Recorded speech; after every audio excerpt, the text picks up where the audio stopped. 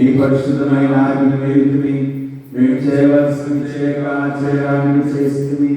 మాలో క్షేమం ఏమీ లేదు.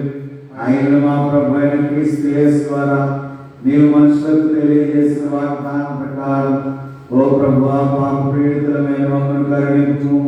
ఓ దేవా తమ తప్పిదములను ఒప్పుకుని వారిని కాయము, పశ్చాత్తాపడు వారిని తిరిగి చేర్చుకొను.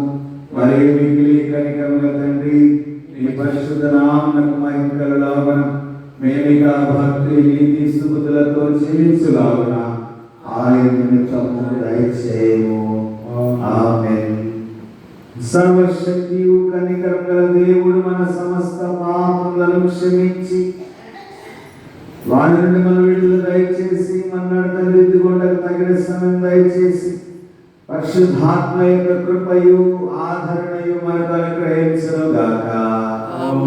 ప్రభువును స్తుతించుడి, ప్రార్థించుకుందాము.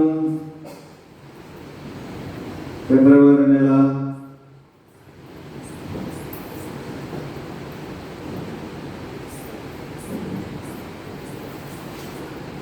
3వ ఆదివారము, ఈస్టర్ నకు ముందు 7వ ఆదివారము సంగ్రహ ప్రార్థన.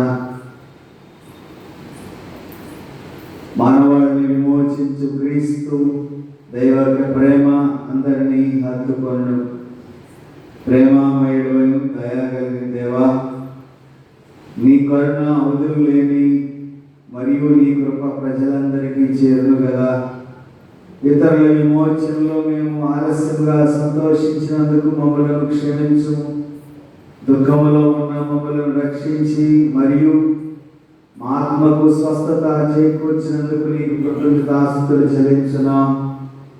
అందరూ రక్షింపబడాలనేది నీ చిత్తమని తెలుసుకొని వారిని ప్రార్థనలో ఎత్తికొనట మాకు నేర్పము.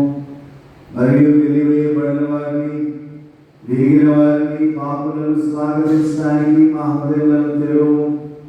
తద్వారా తృణీకరించబడిన వారిని షరతులు లేకుండా ప్రేమించి వారితో బోధించిన క్రీస్తు అడుగు జాడలలో నడుచున్నట్లు మరియు నీ విమోచనాత్మకమైన ప్రేమ మా ద్వారా ప్రవహించుతూ ప్రతి ఒక్కరి నిరీక్షణతో హత్తుకొని మరియు నీ రక్షించే కౌగిల్లోకి అందరినీ తీసుకొనగలిగినట్లు మమ్మల్ని సాక్షులుగా ఉన్నట్లు చేయమని నీతోనూ పరిశుద్ధాత్మతోనూ సదాకాలం జీవించి పరిపాలించుడి.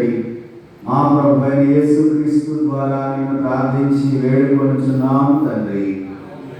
మనమందరం లేచి నిలబడి